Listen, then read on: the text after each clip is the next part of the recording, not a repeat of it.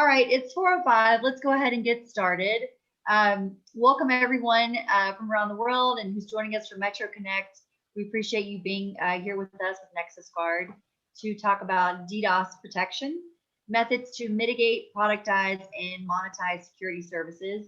I'm Josie Taylor, your moderator today, and with us we have a great duo of panelists from Nexusguard. I will give some introductions here in a second. For those of us that joined our trivia night last night, thank you. We had a really great turnout. It was a lot of fun. I hope you picked up some fun facts that you can share at virtual dinner parties or whatever. We love doing that, so we're glad that we could do that with everybody. And we do have, you missed Zen. He was on his keynote panel on Monday. And then he's back again on a panel on Thursday, so be on the lookout for that. I'm going to quickly give a little intro to our two panelists. First, we have Alex Hisa. Alex is a veteran in the telecom technology business, having worked for major corporations such as MCI, Quest Communications, TW Telecom, Level 3 and above net, and sales, project management, and leadership roles. Since 2014, Alex has been involved in the cybersecurity space, working for companies like Black Lotus, which is now Lumen, and Nexusguard as a DDoS cybersecurity specialist, and also serves on the board of directors for the Information Systems Security Association of the OC chapter in California. Welcome, Alex. Thank you. Glad to be here. Thanks for being here. Last but certainly not least, we have Xenophon Giannis, also known as Zen.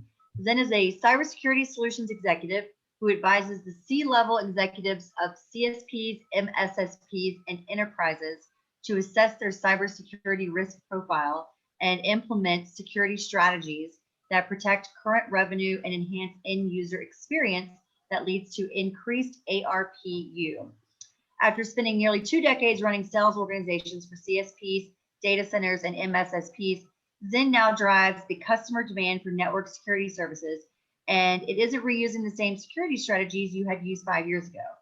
It's how well you understand your customers' pain points and how you tailor your solutions to meet their needs. Zen was also with Zen Edge, Above Net Communication, which was acquired by Zayo, Black Lotus, before coming to Nexusguard.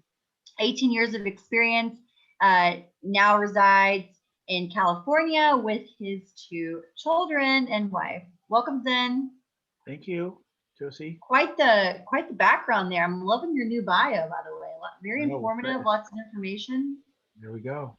I always ask you this, you two met at working together at Black Lotus or before that?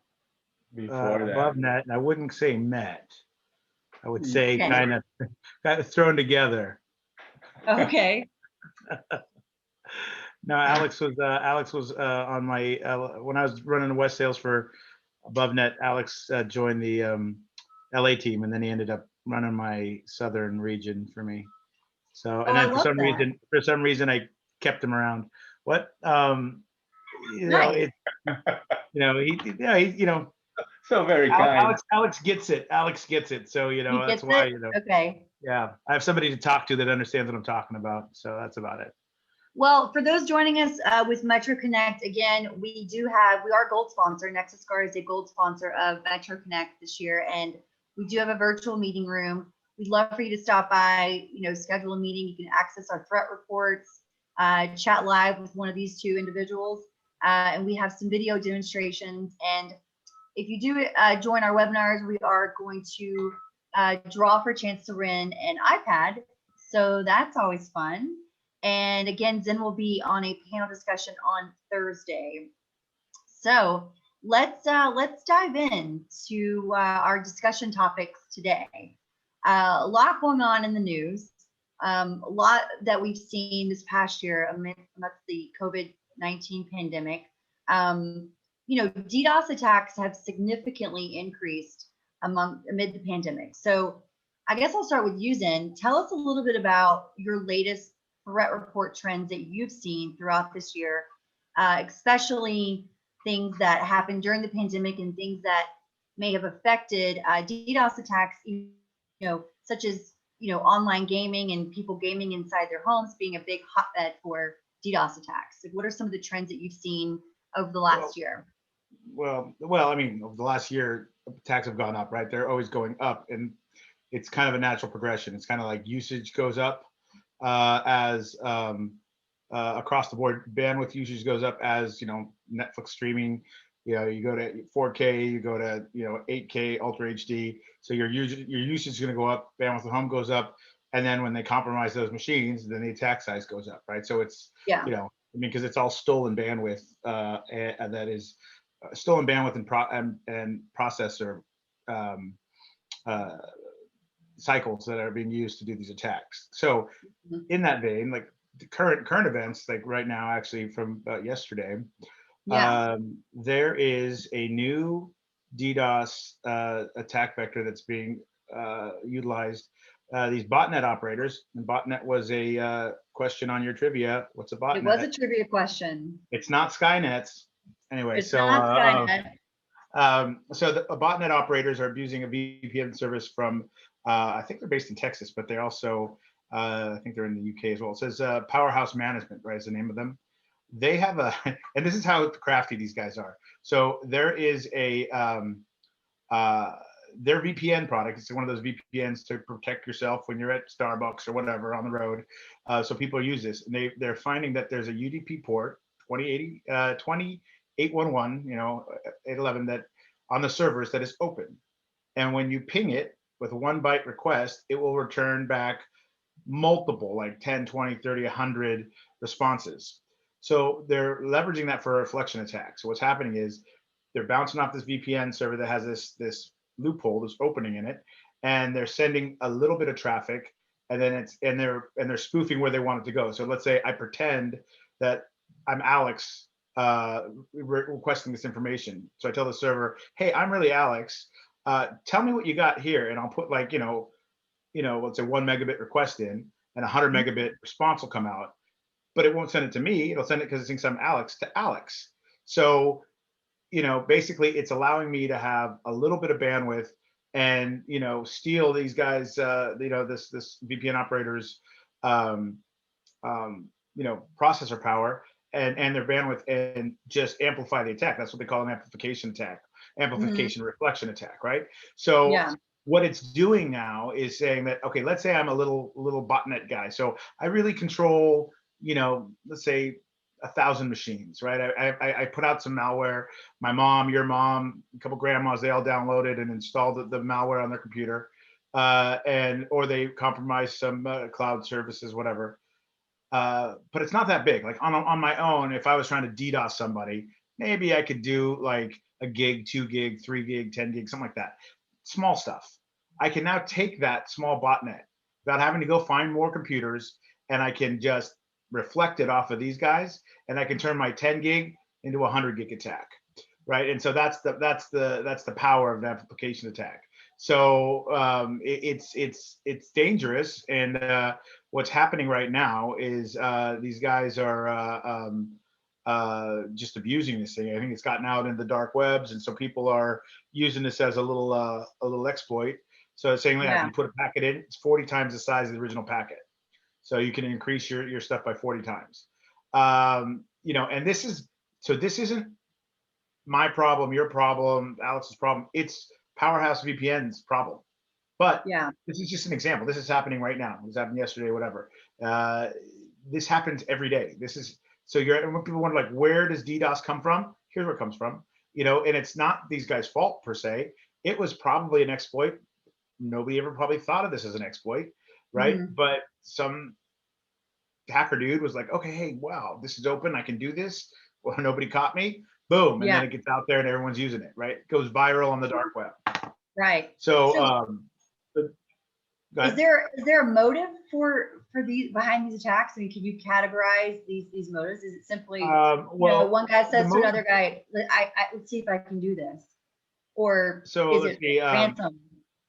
Well, no, so this is okay. So this is a side effect, right? This is being used. Now you're asking, why is it being used? So this is how they do it. So the second story that I have that's in the news today would be Ukraine has been all their government servers have been they've been DDoS recently, in the last couple of weeks, because they're having issues, and they've been able to trace it back, and that the original requests are all happening from Russia.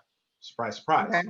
Putin and the Ukraine are, in kind of a political war. They're in a, on the ground, like border war, and now they're in a cyber war. So I'm not connecting the lines here and saying this is that they're using this exploit to do the DDoS, but they could, right? They're probably using an exploit like this to do it. So this is the why, right? It's either political, it's motivated, it's monetary, it's whatever. I mean, look, you take down the Ukraine government sites, and now the government's not online anywhere in the Ukraine. So, they can't communicate with their people. They can't, whatever it is, or it's more like a in your face kind of thing, like, haha, we took you down. So, but it's more, a pissing contest between Russia and Ukraine rather than, two kids on Minecraft or something, right? Right. So, but kind of the same, right? If you consider Putin a big kid, so it's we have competitors that, the companies that call us and they tell us, hey, I know I'm getting attacked by my competitor. Can you do something about it? So, we've run into situations like this in the past. Yeah. Wow. I mean, yeah. So, and on that scenario, right? Let's say we have gaming customers, whether it's gambling or gaming, they have situations where they're competing for the same customers. So they'll attack each other, because let's say it's World Cup, games are going on. There are two sites. You're a soccer fan, and you're going to put your bet in. You have to put your bet somewhere. Game's going to start, right? If I DDoS, if Alex and I are both sports books, if I DDoS him and people can't get into him to put a bet, well, I still got to put my bet in. So I'm going to go to, everyone's got a backup. So then they'll hopefully go to me, and then I'll get the bet. So I'm making all that money that Alex isn't making. That's the motivation there. That's just like steal your customers kind of thing. And you see that happen a lot too. It depends on the industry and the situation, but it could be for fun. It could be for bragging rights. It could be for extortion. It could be for hire. There's people on that. You can go on the one of those Silk Road type of marketplaces, and there's guys that'll say, I will take down any URL for minimum X amount of TAC, this many hours, this long, guaranteed, this long, this, that, whatever. And you put the Bitcoin in an escrow account with them. And then after they're done, as the user, you say, okay, agreed, and it'll release the coin. So, it's that's how it's done. It's funny. So in your one of our trivia questions, and I noticed this in your keynote that you gave on Monday, which was fantastic. You talked about, people like to hear these extreme cases. Like, I know there's attacks that happen all the time, but the ones that make the news, that hit really big companies. And you mentioned that there was a really big attack that happened, I forget, you said a couple years ago, where a single guy within a week took down Yahoo, eBay, CNN, and Amazon. And the kid's name was what, Mafia Boy or something? That was his handle. Yeah. That was his handle, right. And that was 21 years ago. 21 years ago. Okay. A few years ago. But So yeah, that was the first big mainstream DDoS attack that got the news, right? Like that's the one that caught the internet, all the providers and everybody with their pants down. They were like, we had no idea that this could happen. 21 years ago, right? That's a big. We've come a long way since 21 years, right? That was the beginning of like the .com bubble. I mean, so do you think that big attack got to where we are now with DDoS? Oh, for sure. Well, so look at it this way: like DOS is always. I mean, DOS happens normally, right? Like, so remember, at the same amount of time back then, it even happens now. Remember that in the Olympics in '98 in Atlanta, where CNN is located, CNN, well, the bomb went off at the whatever it was, the concert at the Olympics. Well, that same day, CNN's website crashed because everyone logged in to see what was going on, and it overloaded. Now that is not a DDoS attack, but it's still a denial of service. It's the same thing, right? Yeah. It's just legitimate traffic hitting a server, overloading the ability for it to service or to serve do its job, right? It's like one too Mhm. many requests come in, and then it says stop, wait, you have to wait, and so you're getting denial of service because I can't handle you. You got to wait in Right. line. Almost like a bartender at a packed bar. You're like, what do you need? What do you need? What do you need? You have to wait. You have to wait. You have to wait. Yeah. Right. So that's the same thing that happens. Now, if it's legitimate traffic, the website crashed. If it's Mhm. garbage traffic, it was a DDoS attack. But it's the same thing that happens. And distributed denial of service attacks are meant to look like a bunch of users from all over the place came in. So it's looking like it's legitimate users, right? Right. So, but really, like from the computer standpoint, there's no difference between a DDoS Mhm. attack and an overage of users that overload it and it can't serve data. So, So, um, well, now that they have an understanding of this, that kind of brings us into what do you look for in terms of methods to mitigate these attacks? And Alex, I know you probably have some really good suggestions on this. Like, what are you seeing as the different methods overall to mitigate all the DDoS attacks? So traditionally, or at first, everybody was just using a method they call black holing, and so that's basically taking the threat out. But unfortunately, Mhm. you take anything that's malicious and legitimate offline. So you block everything. So it's not really the preferred method, but for the lack of anything else, that's what companies were using most of the time. And then new methodologies, techniques came out, like FlowSpec. It gives you more granular control of what you want to block. FlowSpec is still not like a full-blown DDoS solution, so it is still going to block some legitimate traffic, unfortunately. And there's other challenges. It's probably going to be a webinar of its own. But so aside from those methods that carriers have used, they implemented DDoS appliances, hardware, and that could be out of band or inline. And so it's just a matter of what kind of methodology works for your type of network. And then because appliances have their limits in terms of capacity, local capacity, Mhm. a hybrid approach has always been another option as well, where you have your appliance, DDoS appliance on-prem, but also is synchronized, or it's working in conjunction with a cloud service, DDoS protection. But on the hybrid side, there's two ways for you to do that. One is that do it yourself. You buy an Mhm. appliance, get service from a cloud provider, and then you try to put together. You still have to manage it. You still have to have the resources, a SOC, and you still have to do all of those things that a DDoS company might do. And then on the other side of that, there's what we call true hybrid, where Mhm. it's all done through a single platform, one provider, and all of the signatures and all the profiles synchronized natively between on-prem and cloud. And so yeah, those are the methods that you see out there in the market. Yeah. Yesterday, in one of our trivia questions, we talked about what is it, a slow and low attack? Is that the right term then? yes, it is. So if someone is experiencing this, it's slow, it's slowly eating away, I would imagine, at your server, at everything, it's chipping away at it. What are the first signs? Like, how is someone going to know that they're experiencing one of these sort of slow and low attacks? I know there's different variations out there, but I mean, what are the big signs? And then what are they supposed to do after that? Contact their telecom service, contact, what are the next steps? So here, let me. So slow and Then, low attack is an application-based attack, right? So it's right. application layer. So when you're talking about an ISP or your service provider, they're handling most of your network layer stuff. So they can see, so even if they have their own DDoS protection, they're looking at the network layer on the high level. They're going to see attacks that are above 100 meg, 200 meg, usually the same kind of protocol, usually have a certain behavior that Mhm. will show up and cause problems on the network per se, or maybe fill up ports or whatever.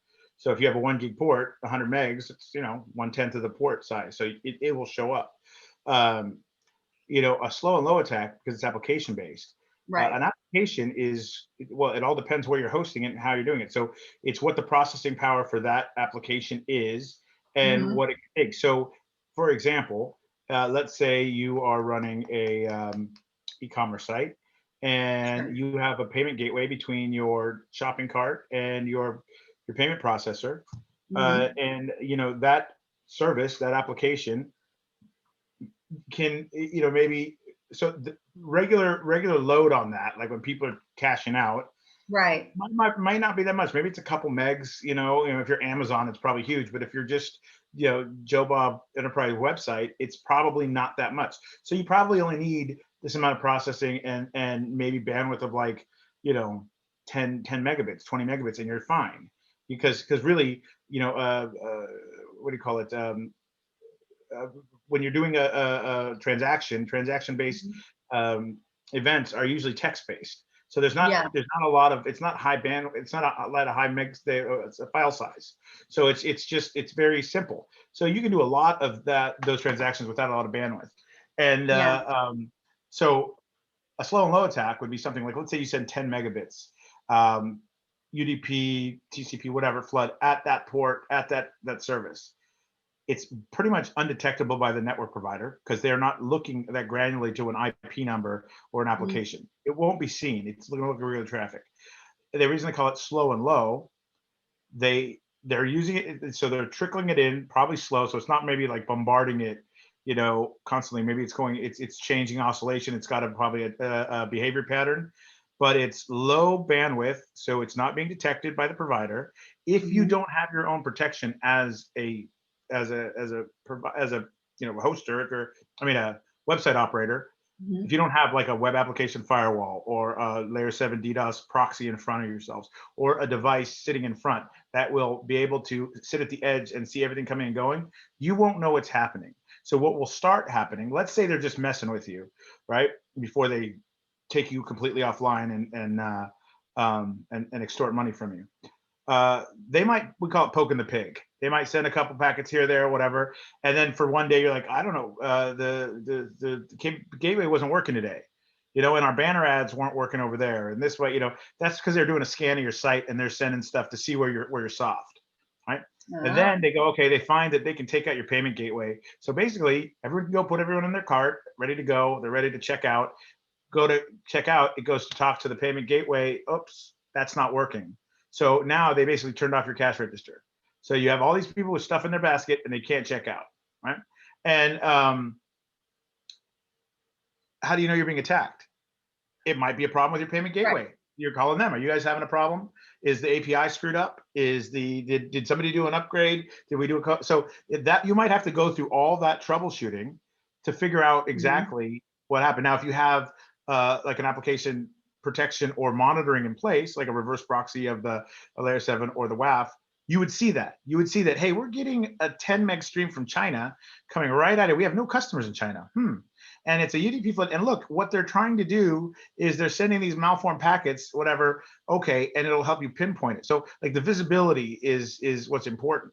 But otherwise, no, yeah. And the reason they say slow and low, if you don't have that, and a lot of people don't, it could go on for 2 weeks. It could go on for a month. It could go on for, your service provider can't do anything for you. They can't see it. They can't even, they have nothing to block it, right? They might be able to, if you could tell them what IP number it is, they will be able to black hole that IP number, which doesn't solve your problem because now you're still offline, right? So that's an issue, where, slow and low. This is why we tell people, the big DDoS attacks are going to get fixed. You can see them. Everybody's worried about a 400 gig attack, a terabit attack. Guess what? If I'm getting attacked by a 400 gig attack, sooner or later, someone upstream is going to notice. Lumen, AT&T, Sprint, they're not going to route that crap across their network. They're going to just null route it when they see it because they don't want that either, right? So those are short-lived. That's the other problem. They're short-lived. Oh, it's a 2 terabit attack. How long? Half an hour? I mean, people, they can see that the internet's on fire. They're gonna shut it down. The slow and lows, those are surgical, and they're very disruptive. and you can do a lot. And so people look to the service provider, but it's really not their thing, right? Yeah. They're providing network. They're not providing application protection, but Right. people expect it. So that's that, and that's the challenge. And that's one of the reasons we talk about how you can monetize and things like that. That's so scary.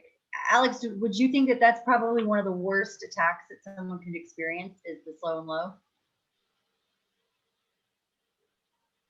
You're on mute.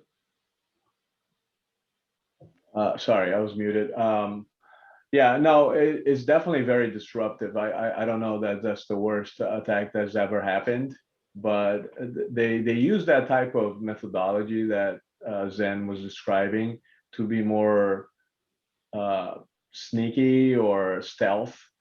It looks legitimate, right? It looks like legitimate traffic. So, you know, a normal appliance won't be able to catch that. So the one such attack is not an application, it's more of a network layer, is what they call carpet bombing.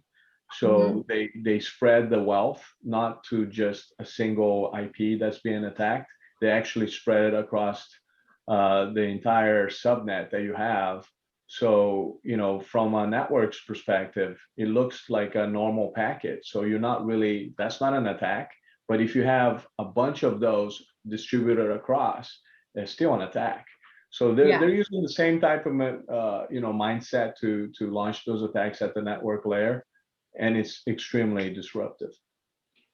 Wow. So now that we understand, you know, the different types of attacks and then the different areas of mitigation, and I know you talked a lot about DIY versus true hybrid.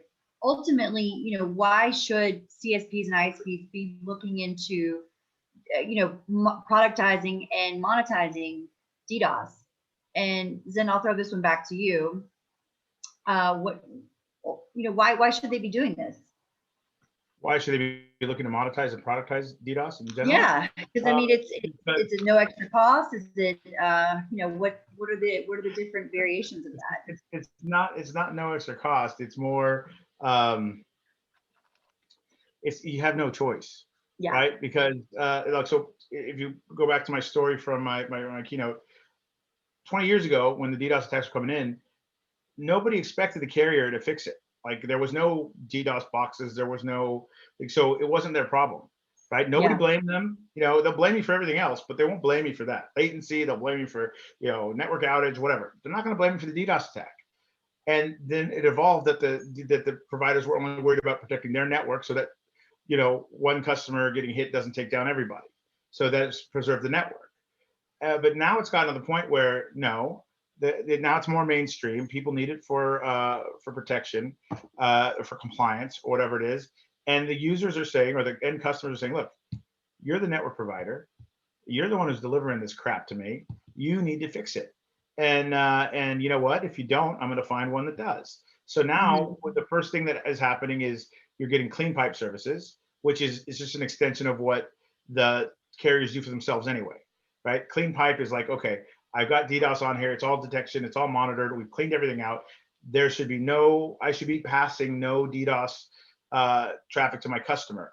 So now they're saying to the customer, okay, Mr. Customer, we'll take that one step further. We'll profile some of your IP space, and everything on this 1 gig pipe we're sending you should not have any DDoS, asterisks, layer 3, 4, big enough to be seen, not counting, no, if it's application protection, all bets are off. If it's too big, too bad. You know, if it happens on a Saturday, too bad. I mean, like, there's all these, like, this fine print on there, but it will, but what do you want for, you know, just a little bit of money, right? They're going to say for an extra 50% or 20% or whatever, we're going to give you a DDoS protected pipe. Makes the customer feel better. It does work, right? It's been analyzed at least. But if it's, so some of these guys that we see now, they know the boxes that everyone's using, you know, Arbor or whatever it is, the detection. They know the threshold is X. They send the attack in right below it, so it doesn't trigger, right? So these guys, you know, that's what I'm saying. It's like these guys aren't dumb. These attackers, they're very crafty. They're very smart. They take it as sometimes it's a challenge, chess game. Right? So so as that evolves, you know, now you go to, so you're saying, okay, why do they have to do it? So part of it's they're going to start losing revenue because they're not meeting the requirements. So before, right? You get an RFI or whatever. I need you to give me bandwidth. I need this price. I need this much. You need to have pops in these places. I need a latency, overall ping latency, coast to coast to this. I need peering here. You need to have good access to China, have good access to whatever. Great. You need DDoS protection too, right? And how big can you take the attacks, right? Now, I think that's kind of a bad information, bad teaching on the part of all of us in the industry and the media, because that's what we've trained all the customers to think, like, how big attack can take? Who cares? Yeah. I mean, it's a big deal, but the chances of you're going to get hit with a 1 terabit attack are slim to none, unless you are eBay or Facebook or whoever. And guess what? They've got their own protection because their networks are big enough, right? So forget about it, right? I mean, you're going to have a few, maybe Donald Trump's website or Biden's website got hit with a big attack because it was politically motivated. But there's a reason why, right? There was something going on, an event, right? Out of the blue, are you going to get hit with one? No. Will you get hit with a 1 gig attack? Maybe 10 gig, sure. 20 gig, okay. But I mean, those are very easily, fought, right, by most methods, right? So to be worrying about, like, am I going to get polio and cancer and everything all on the same day? No, you're not. I mean, it's the chances of that happening are slim. So, but then the other piece of it is the application stuff, right? So now to the customer, so like, okay, fix this too. The ISPs aren't geared up for that. Their whole setup is to protect the network, not your application. So now, is that an opportunity? Totally is. Are they your customers? Sure. They're embedded revenue? Great. Do they trust you? They should, right? So, if you say to them, hey, Mr. Customer, I can give you this proxy product or this application product, and you can get all this visibility. You can protect your SSL traffic. You can do all this stuff. And we're going to help you because we can intervene if we see something. Would you like to purchase it? Sure, they will, right? So that's the benefit, right? It's a value add and it's an upsell. Challenge is, how do I do it? I don't do this. This is not what I do. I'm not a security provider. So you got to find a product. You got to implement it. You've got to make sure it works. You got to make sure it's a service, like that. So it might work in general, but will work for your customer. And you got to figure out how to bundle it up into a little package, put a bow on it, and charge for it, right? And then make sure that you're not getting credits every day because it doesn't work, right? So that's the challenge.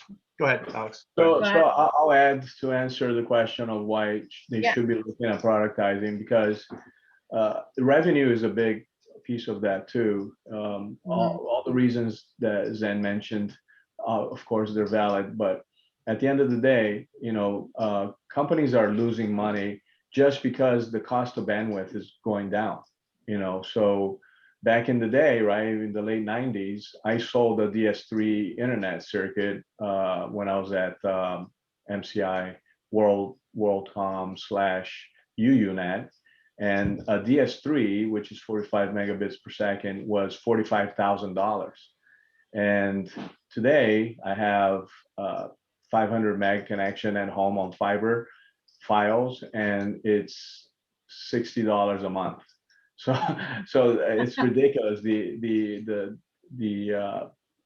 attrition of revenue that ISPs are experiencing, and it's at the rate of, and this is, you can look at annual reports, but it's at the rate of 15 to 20% decrease every year for these guys. So they need to supplement that with something else. So a lot of companies are turning to the SASE model, SD-WAN, right? They're looking to add security services because it's sticky, there's revenue in it, and people need it, right? Because the attacks, especially after COVID, the attack surface is so broad and wide that there's a ton of attacks out there. So secure web gateways have become important, zero trust network and all that stuff. And in the DDoS world with businesses, not only do you have to protect companies from DDoS, but also from defacing of websites, so OS top 10 WAF type of threats. So I think companies are really looking to find new products and to also monetize, not just protect their network, but also to make some money out of that. Right. Absolutely. And you talked about earlier the DIY folks. Zen, what do you think are the big challenges, of DIY and productization of DDoS protection? kind of what I just said earlier. It's like when you say DIY, it means like, implement it yourself. Right. And so you'd go out and you would, you got to find a solution, right? You got to find a service provider that's going to give you a service that you can apply to your customers, or you've got to buy a box. If you got to buy a box, you've got to have the staff, to the expertise to do it in-house or out-of-house, right? It's labor, right? But you got to find skilled labor. If you're, let's say you bought, a device like an Arbor or Adware or whatever, they have training programs. We have training programs. You can get certified, whatever. But if you don't have a staff that can do it, right? It's not your normal NOC guys. It's not your normal network engineering guys. Most often it falls in their lap, but it's not what they do, right? So because it's a different mindset, right? When you're a network engineer, what you're doing is making sure the network runs efficiently. You're like, okay, the POPs work, the routers talk to each other, all the routers are patched, we're clean, we're gonna add this peering, great. But the network's not trying to take you down, right? Now you have an attacker that's coming at you, and you're like, having to react and defend, and it's like it's a moving target. So that's a different skill set. And so either you're going to hire people, and if you need coverage, right, 24/7, that's not one person, that's two people, that's maybe three people, or a combination, because you can't have people work 24/7. Or you have to have an outsourced service like a SOC like ours, or another SOC. So if you're doing it yourself, you have to be ready to be all in. Now, what is it going to cost you, right? Because it's not just adding a product or service for your customers to make them happy. You are adding a whole business unit, right? At that point, if you're doing it, that if you're going to truly provide a network security product or a security product, you are providing, you are becoming, an MSSP if you're doing it all in-house. So you're buying the technology, you're implementing the technology, you're making sure it works, you're running the SLA on it, you're making sure that it's patched, you're making sure you know how to run it. And you're, like I said, you're productizing it, packaging it, whatever, and making sure the customers are happy. That is hard to do, right? Yeah. Or what you can do is either resell someone else's stuff, which that's an easy way to do it, but you lose a little control of your customer. So like a lot of times, with application stuff, you see that providers go, look, Cloudflare, they'll do it for you. They have a free service for one website, or go over here. That's great. And then let's say they grow and they stay with Cloudflare. And then they go, and now they're paying Cloudflare, or they're also buying, from, F5 or whoever else. They're buying all these services. Well, guess what? You're not in partnership with Cloudflare. You're not in partnership with F5. Your customers are using them. Now there's an outage. There's a problem. Guess who's getting blamed? You are. They're gonna throw you right under the bus because it's not their fault, right? I mean, and so they're not helping you with your customers' reputation. They're not on your team, right? You just send them business, but they're not on your team. And if they decide they're pissed off at you, they can go somewhere else to one of your competitors and bring the Cloudflare with them.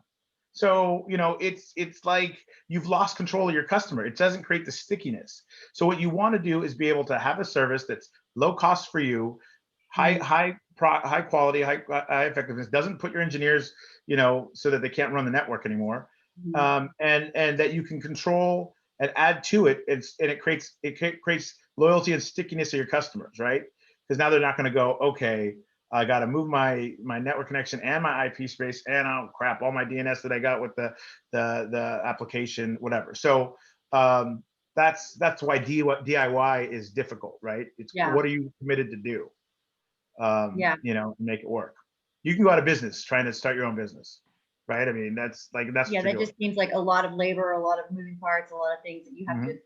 You might find more issues coming out of that than you were going in. Right. That's why I always say it's better to be more proactive than reactive. Go ahead and there's a huge risk, right? Because you make all the investment, and then is the revenue really going to come? And are you taking the right approach? And have you thought about all the different things that you need to think about when you go into that business, right? So there's a lot of risk involved in that. So all of those things have to be taken into consideration. Right. Well, that kind of brings us to our final thoughts for the session is, why Nexusguard? I know you talked about, Alex, true hybrid and all of the things that you have for DDoS protection. I'll let you take this one. Why Nexusguard? Well, so Nexusguard is really the first and only managed security service provider focused on the ISP telco market to provide DDoS solutions for them and their customers to productize. And I know Zen laughs when I say this, but they're really the McDonald's franchise model. That's really what we offer, because you can get up and running in 3 to 4 months versus a year and a half. And not really knowing, if once you deploy, you're going to sell it. We have customers, we have small service providers. We started the pilot programs in Asia because the company is headquartered out of Singapore. So we have customers that, small ISPs with 50 plus employees, and they're already turning out 20 grand a month of new MRC that was never there, just because of this platform. So, I mean, that's just a small example. But it's like I said, McDonald's franchise, you open a branch here, another one there, it's going to work the same way. It's a proven blueprint of success. Zen, I'll leave it with you for final thoughts with why Nexusguard. I was just wanting to see if every time Alex said McDonald's, if his dogs barked. I think so. I noticed that too. Why Nexusguard? Well, look, we've been doing this for a long time. We built our own platform. We built the platform for ourselves that we now are licensing out to CSPs. So you don't have to do it yourself. You don't have to create your own portal. You don't have to create a user experience. I mean, and then the productization things that can occur that customers don't think about, right?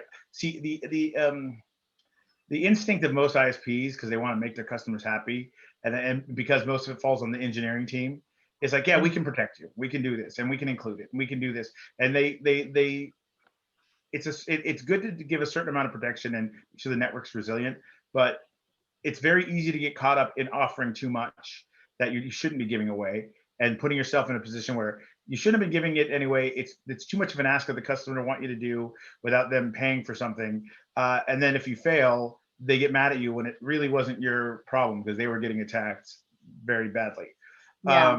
So in our point of view, we help you, create a package based off of what your current customer spend is, and make it into consumable pieces. We also have, like, with the customer experience, the portal, like traditionally, if you're buying IP transit from a carrier, you're getting maybe an MRTG graph that says, okay, hey, if you go over 100 megs, you're gonna get a burst price. And look, you bursted, you're gonna charge you. So really, it's not for you to see what's going on with the network. It's gonna see if you're gonna get billed a burst price. The portal that we provide gives the customer almost like a little mini SolarWinds of what's happening on their network. Gives them monthly reports on all the traffic events that happen, whether it's on the network side or application side or DNS side, depending on what you've purchased. So that's automatic. So if there's, and in that time, if there was 3 DDoS attacks, the events will be listed. It'll show you the protocols. It will say the duration. It'll say the origin of the attack. This is information that most carriers don't get. And when you're doing clean pipe services, they haven't productized that part either. So what ends up happening if you're doing a clean pipe service, they go, yep, DDoS attack came in. How big was it? 30 gig. Who knows? Maybe it was, maybe it wasn't. They don't really give them graphs. They don't give them this. They'll say, yeah, it was mostly a UDP flood, and that's it. And that's all they're going to get. Usually it's a text-based email alert. We're enabling the ISP to then give their customer a fully in-depth breakdown of, like, this was the protocols, it was a reflection attack, it came here, this was the main, it was a multi-vector, it was these 3 vectors that were happening this way, there's the duration, these were the origin IPs. And so they can actually do a post-mortem and say, hey, okay, well, we're having a lot of bad traffic coming from India, we have no customers in India, let's just geo-block that country, right? So that's part of it. So that on itself, just the portal alone with the network visibility can be a product. You can charge for that. You should charge for it. We tell them to.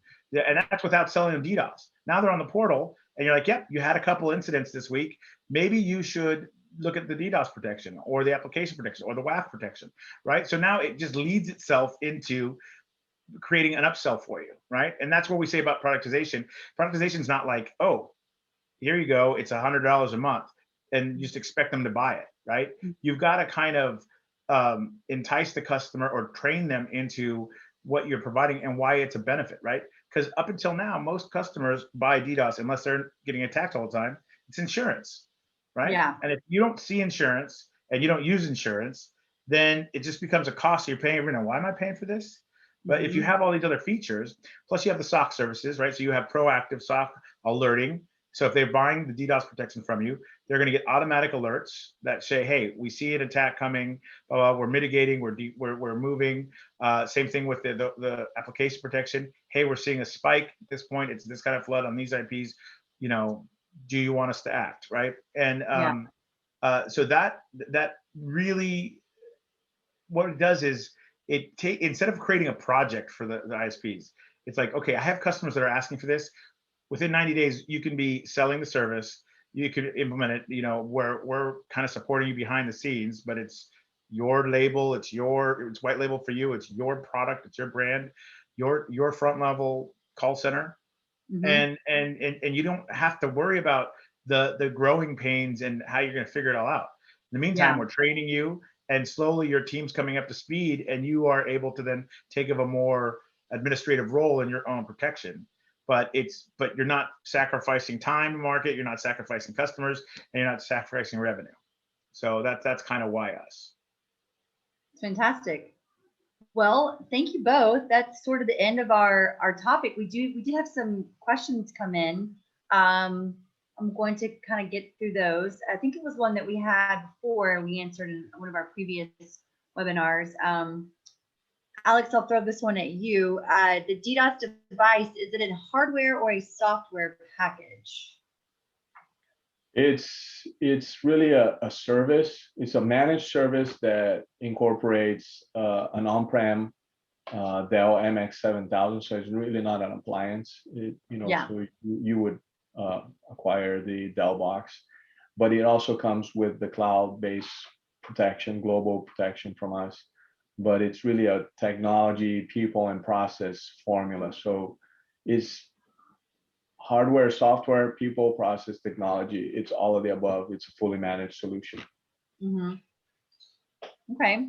And then we had one question when we talk about inline solution versus out-of-band solution.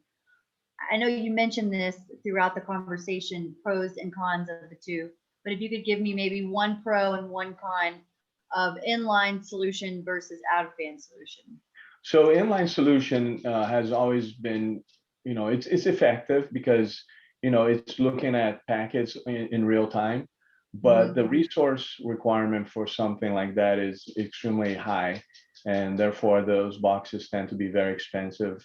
And so you might find those in enterprise type of companies or maybe hosting companies where they require that type of low latency right now mitigation, like instant mitigation. But for carriers, they mostly use the out of band, which means that the box is looking at packets only when there's attacks.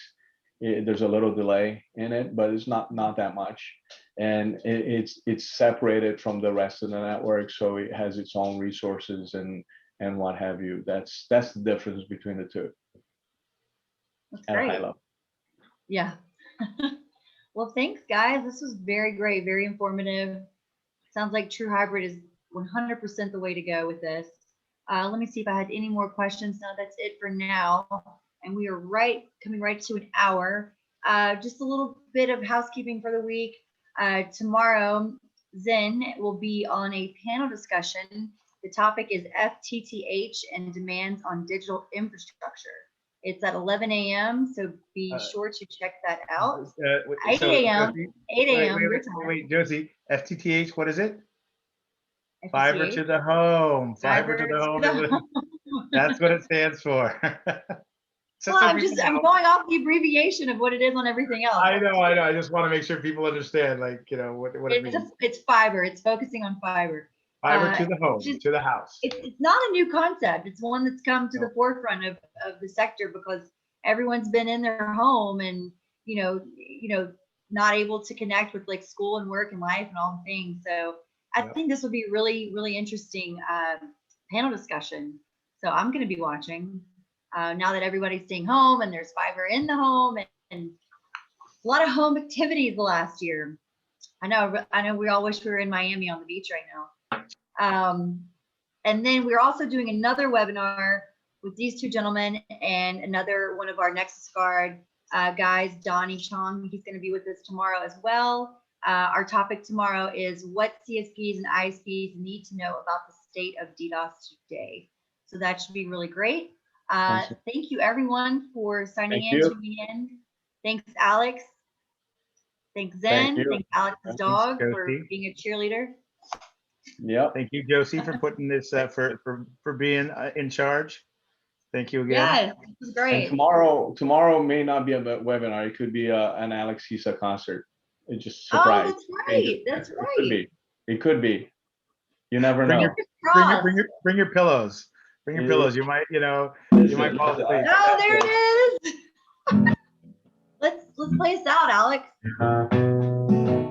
You going up?